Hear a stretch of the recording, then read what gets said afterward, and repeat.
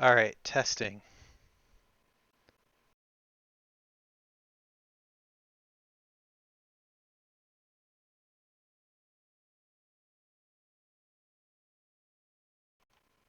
Testing, testing, testing.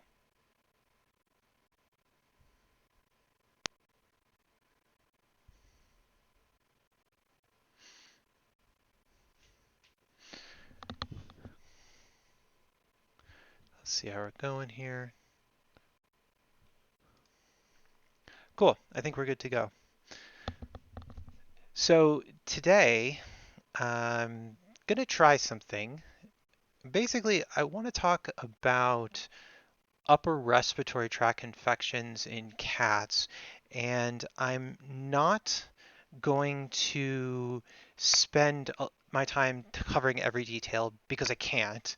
But I want to start to put together an outline of some thoughts and some notes and get some things down on paper and kind of just really start to build an outline. And we'll mention some stuff today that we really won't go into detail, but we'll have it down and we can come back and reference it later and start to really put together some notes. Um, so we're going to talk about, and I should start off by saying a this is not medical treatment. This isn't anything like that. So please, go to your vet. Don't use this as it. This is more of just kind of getting an idea and appreciation of what is going on.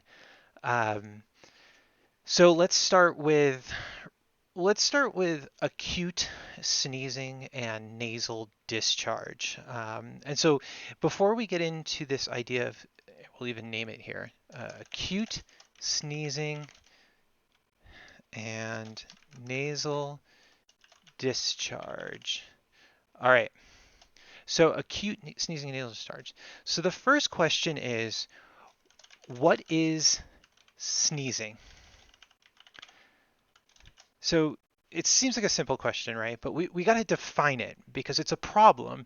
And it's specifically referring to a reflex, right? It's a superficial reflex that originates in the mucous membrane lining of the nasal cavity, which takes us to our first sub question, which is, I guess I should back up a little bit here. We divided up the respiratory tract into upper and lower respiratory tract.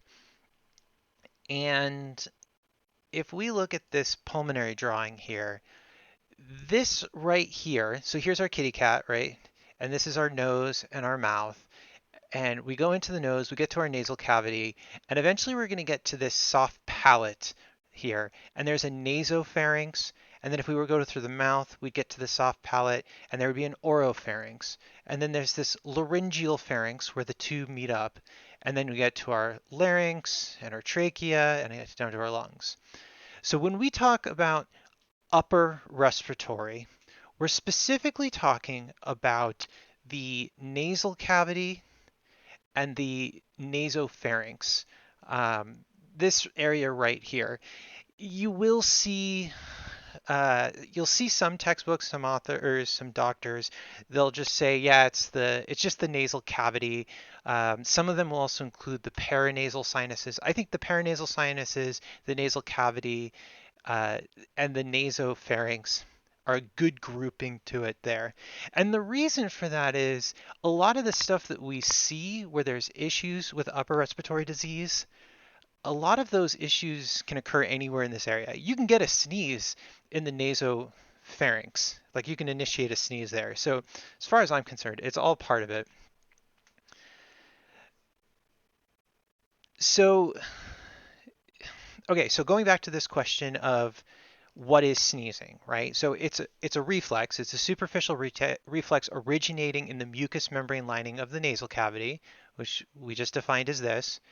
And it's a forceful action, right? The sneeze is forceful, it's high velocity, and it just has this expulsion of air through the airways that essentially has the role of just clearing the respiratory passage, right?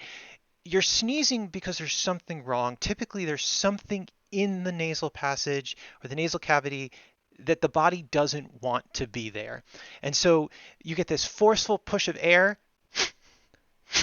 right? and it pushes everything out. And that's the sneeze. It's a thing that just clears the airways out.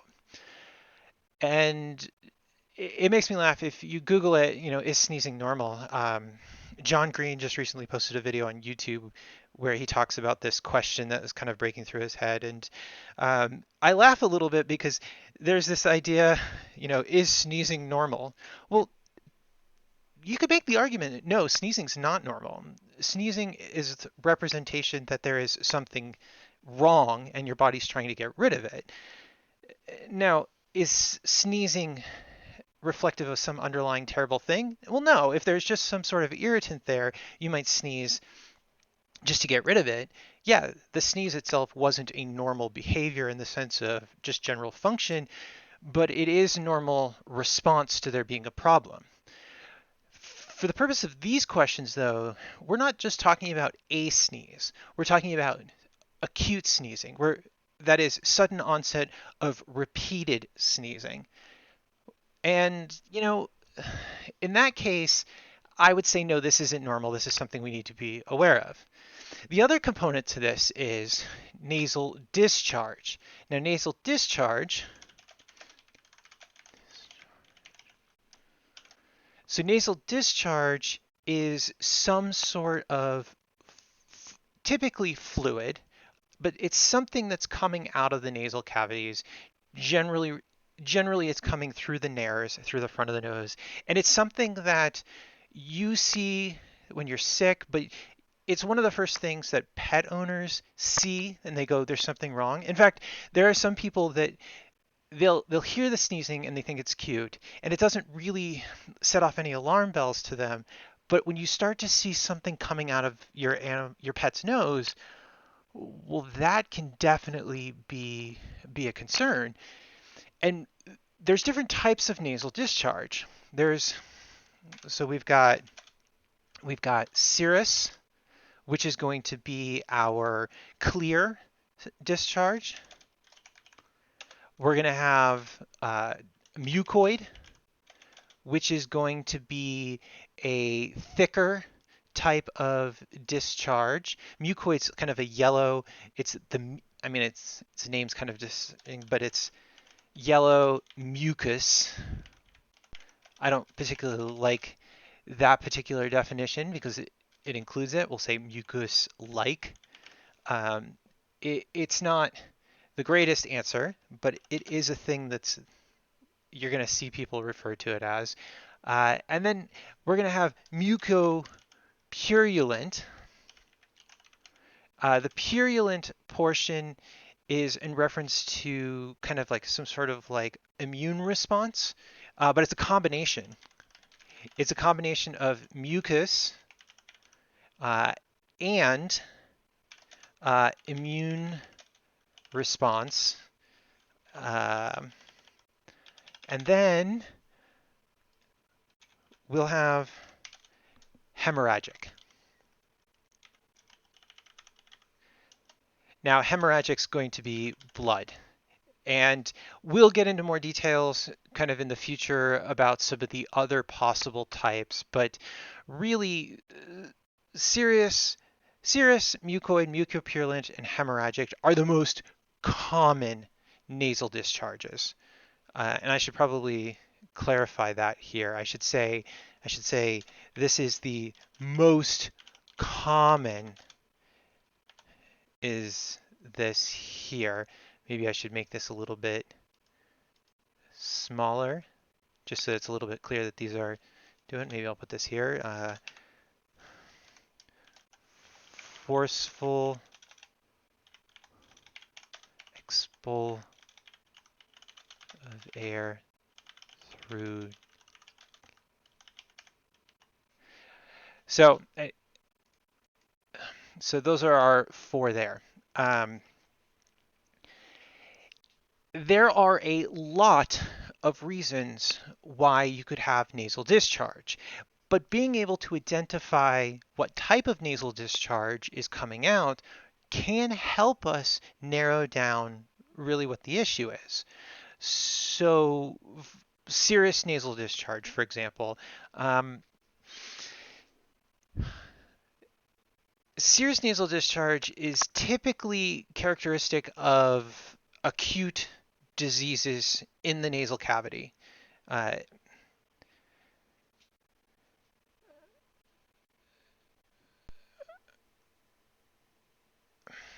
so when I say acute, I should point out that what I mean is there is um, when I say acute, I mean that there is a very quick onset, right? And so if you've got sort of a viral or parasitic or allergy, that those can have onsets that cause discharge relatively quickly, and it's not uncommon to see early on in the disease process this clear kind of liquid coming out. Uh, so then what about mucoid then? So, right, so the mucoid nasal discharge typically occurs with things like allergic diseases, so again, allergies, but we also see it with fungal diseases. We also see it with neoplastic, so cancers, tumors of that sort. Um, and then the hemorrhagic one is going to be or actually mucopurulent, I should say. The mucopurulent nasal discharge. Mucopurulent is the mucoid. Remember, it's a combination one, so it's mucoid, the mucus, but it's also got some sort of immune response. Well, immune response is well, it's typically neutrophils, and that generally means that there is some sort of bacterial involvement. It could be primarily bacterial pathogens, or it could be an overgrowth of normal bacteria that's kind of secondary to a different issue with the nose, some sort of other nasal disease. So, for example, you could have cancer, you could have a neoplasia, right? That is the primary disease, but because the cancer is there, that itself is causing a disruption to the normal bacterial presence, and that's what's producing this mucopurulent response. Um, you can also get mucopurulent responses or discharges because of fistulas or foreign bodies or a polyp or even a viral disease can cause these things. So my point is that it gives us an idea as to what is causing these things, but it doesn't clarify it because, as you just heard me say, there's overlap between these different categories. So it helps direct us, but it doesn't answer our question. The last one, hemorrhagic, uh, it, we call it epistaxis, nosebleeds. Typically, it's associated with trauma. It could be a foreign body, something got stuck in there, but it could also be hypertension that causes it. It could be vasculitis, like an inflammation of the vessels. It could be a coagulopathy. However, vasculitis causing nasal discharge in cats, at least, that's pretty rare. That's pretty rare. Um, in fungal disease, neoplasias and oronasal fistulas, epistaxis, that nosebleed, typically develops after a mucoid or mucopurulent discharge is present. Uh, so observation of your pets, observation of your cat, and getting an understanding of these differences can be really, really helpful. Um, let's see here.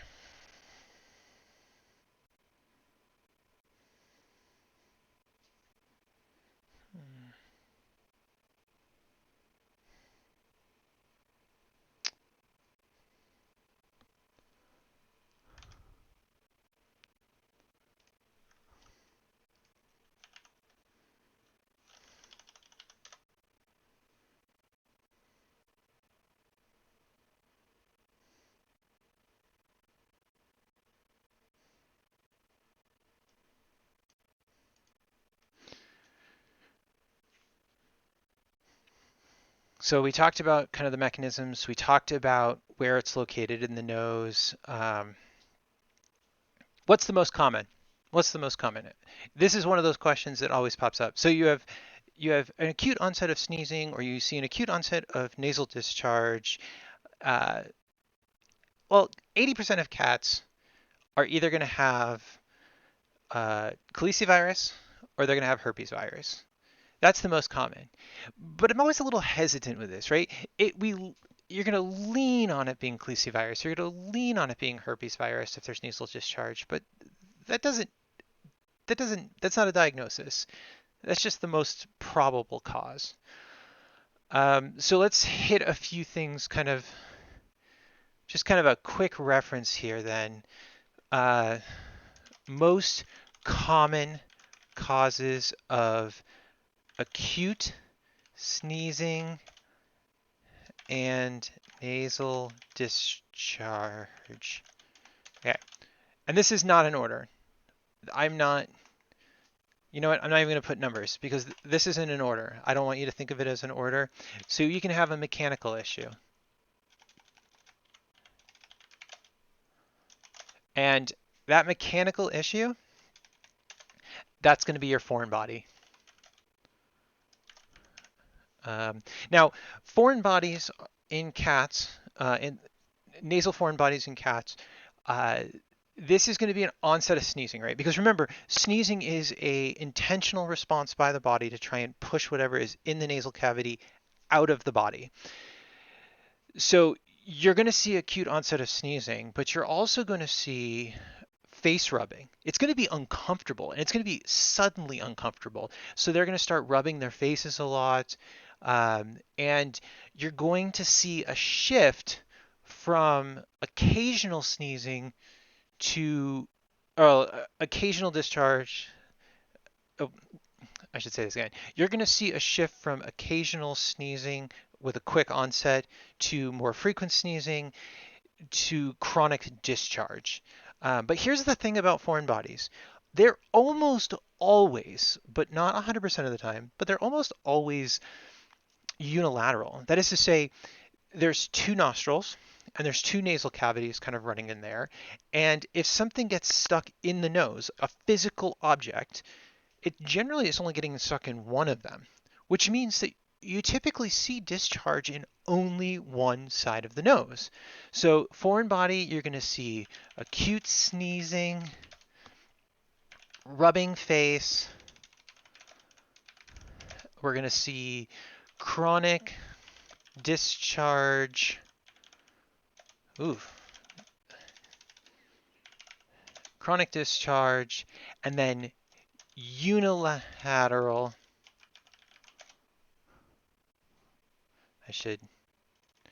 Let's do it this way. Unilateral chronic discharge. And one last thing. This is something stuck in the nares, right? It's stuck in the nose, the nasal cavity, and the body is going, hey, let's get this out. Hey, let's get this out. Hey, let's get this out. The sneezing isn't working, guys. This forceful air, this of forceful air, it's not working. Let's try fluids. Let's just pump liquid into the nose and see if we can wash it out, right? That's essentially what the body's doing. Let's get it out real quick with a breath of air. That doesn't work. Let's try some fluids. That doesn't work.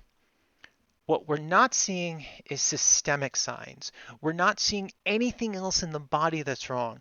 So no systemic signs. And systemic signs are going to be, there's no total body response, right? They're not getting chills. There's no whole body rashes. There's no fever. There's no diarrhea. There's nothing like that. So mechanical. Then neoplasia. That's kind of going to be our next one. We're going to break this into two different ones. So, yeah, I don't like it, but all right. Maybe there's a way to do, oh, there's bullet points. That'll make it easier. Boom. Bullets. Foreign body. Neoplasia.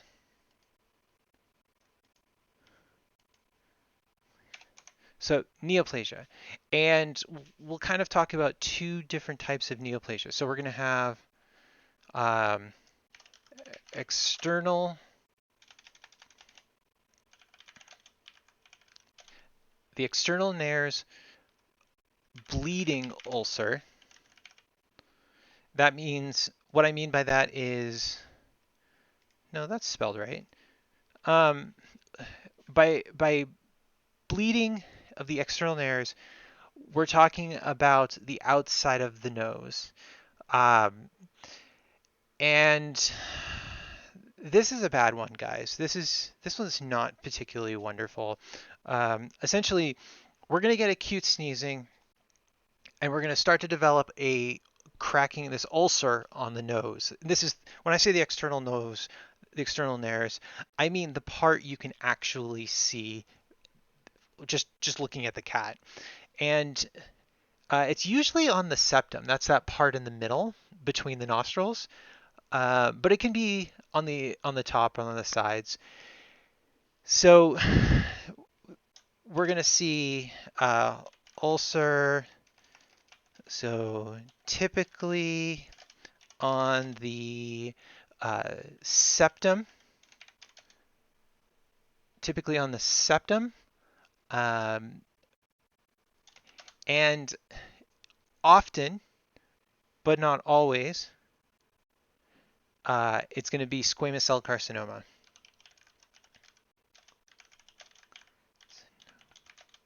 And we will talk about squamous cell carcinoma in a lot more detail later on because it's really bad and catching it early is really important. But it can also be caused by eosinophilic granulomas.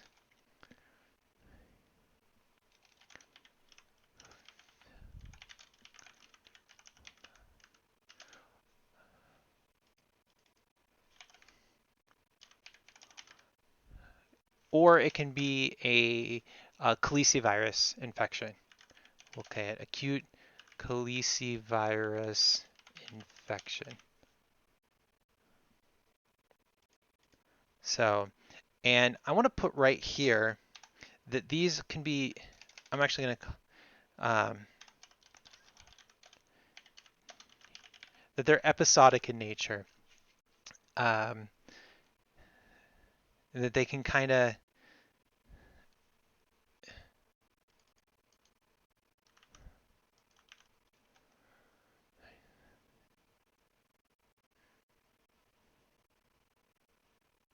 right? So we're going to call them episodic. They've got this kind of unpredictable reoccurrence that's occurring to them. The other The other one is going to be our intranasal tumors.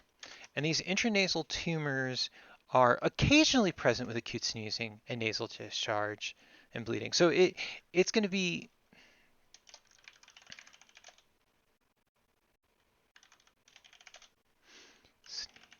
sneezing.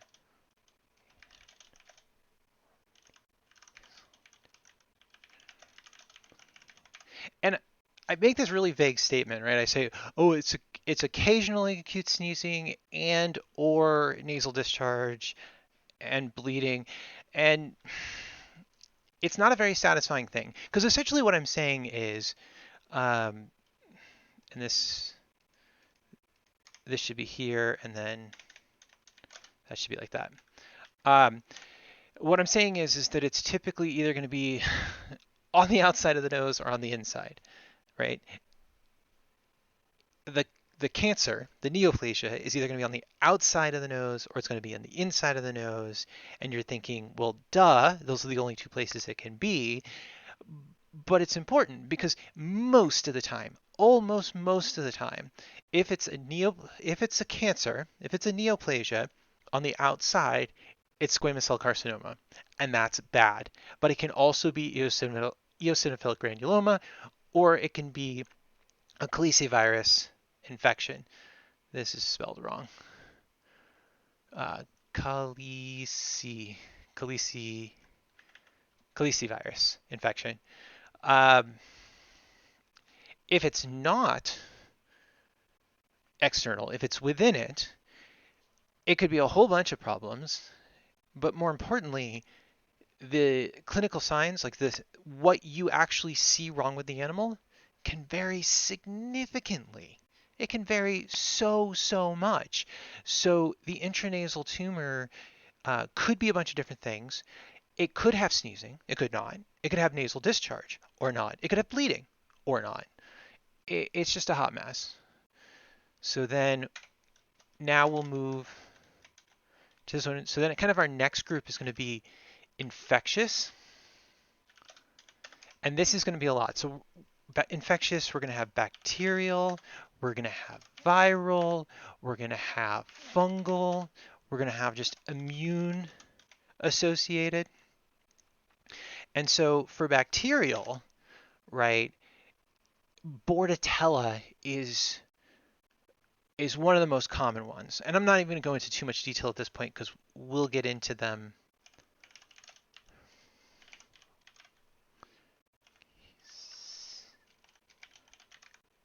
So Bordetella bronchioseptica is going to be our most common bacterial one. For viruses, we're going to end up with two different types. We can see feline rhinotracheitis virus.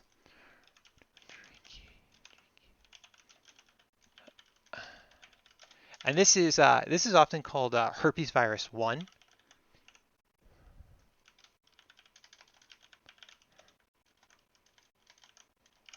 So that's herpes virus 1. The the other really common one is feline calicivirus.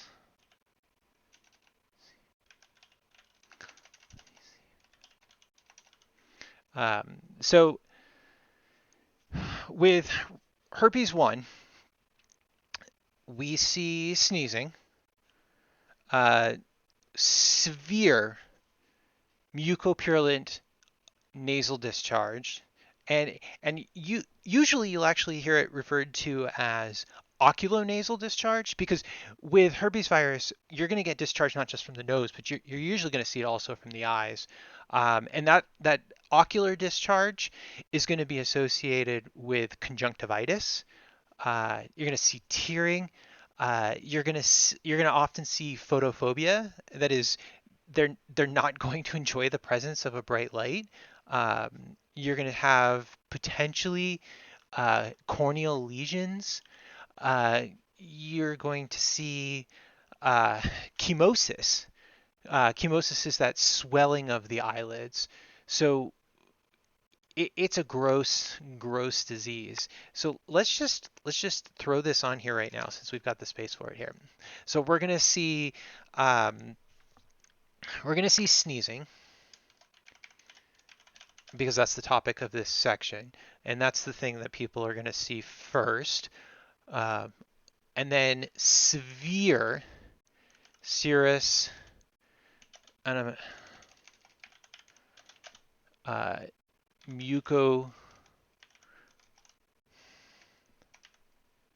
mucopurulent oculonasal discharge, um,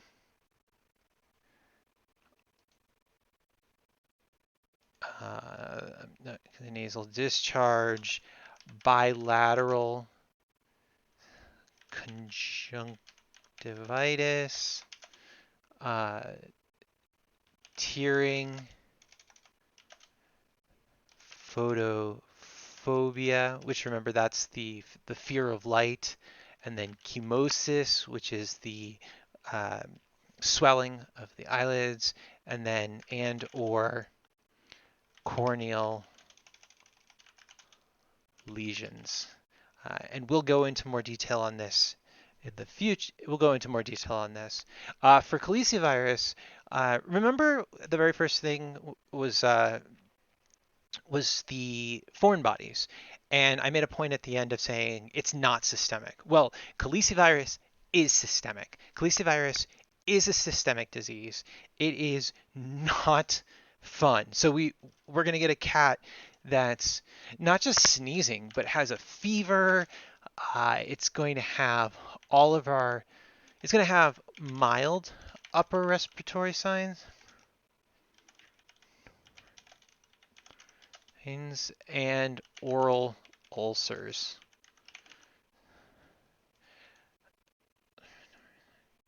So And we'll talk more about calicivirus because calicivirus is bad and it's common. So that was our viral. Oh, you know what? I'm going to throw in a second category here. We're going to call these chlamydia.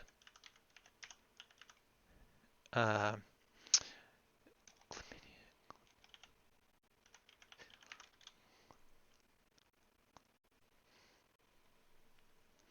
yeah, Mycoplasma. So,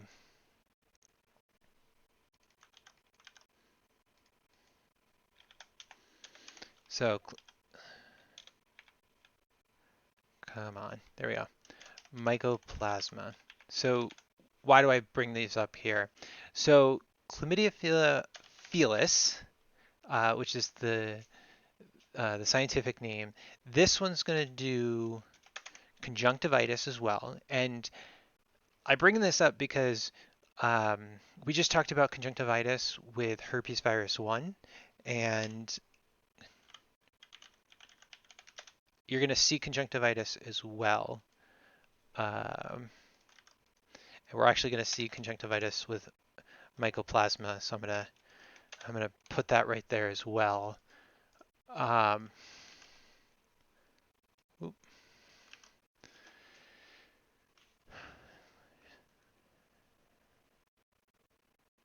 so so now conjunctivitis, if you've never seen it before, conjunctivitis is so whenever you see vitis on the end of a word, you know it's some sort of inflammation. So in this case, it's inflammation of the conjunctiva of the eye. Conjunctivitis is going to give you a very pronounced red eye. The whites of the eye are going to be really, really red. Um, so that's going to be it. So conjunctivitis, uh, and it's going to be conjunctivitis for both of them. But so let's talk a little bit about kind of the differences. So we've got conjunctivitis. Um, it starts off unilateral,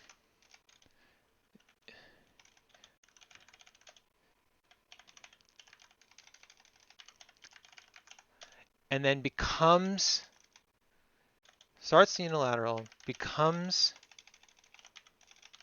bilateral, and then and is chronic in nature.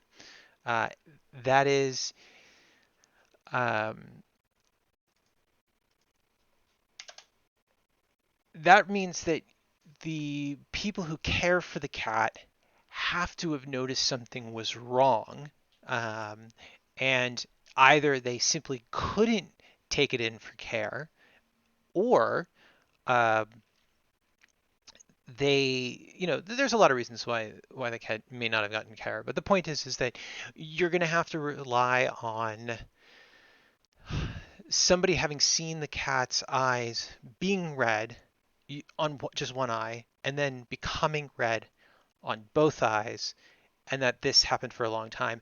And this is tough because if you have a cat and you don't really notice that one of its eyes is red, and then it has chlamydia felis, chlamydophila felis for an extended period of time, the conjunctivitis could be red on one eye, become bilateral. Now you have no idea if it was ever on one eye because you don't really remember. And then once it's chronic and it's substantial, you might think, oh, I don't remember ever seeing it unilateral. Well, it was, but you missed it. So, your veterinarian or whoever's taking care of the animal, um, they kind of have to think about, well, okay, did they just not see it? Whatever. With mycoplasma, however, uh, there's usually no systemic illness. So no illness. So there's no systemic, but it often occurs secondary affection. So it's often uh, occurring as a secondary infection in Viral.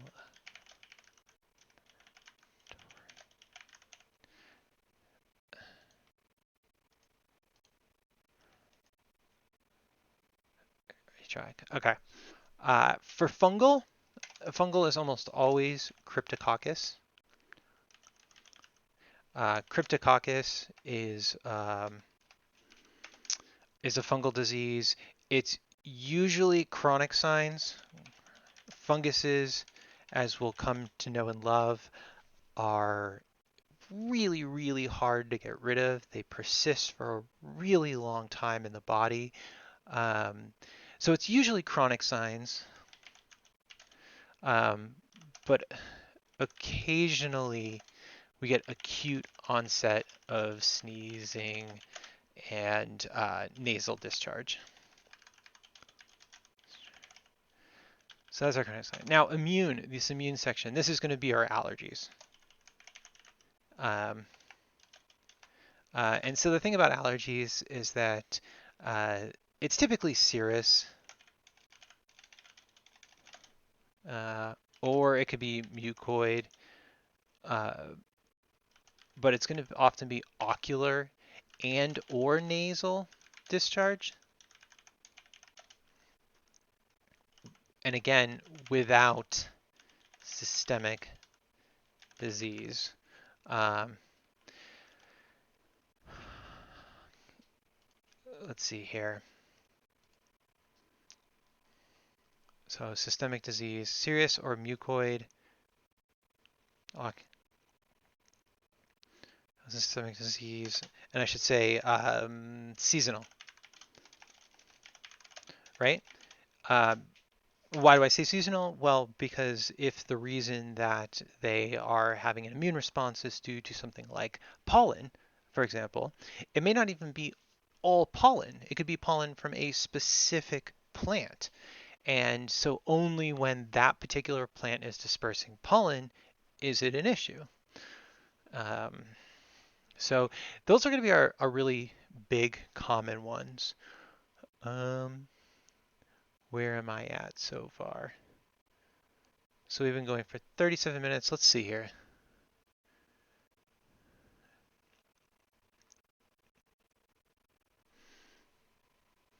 So um, I think there's value in continuing, but I think I'm going to hold off.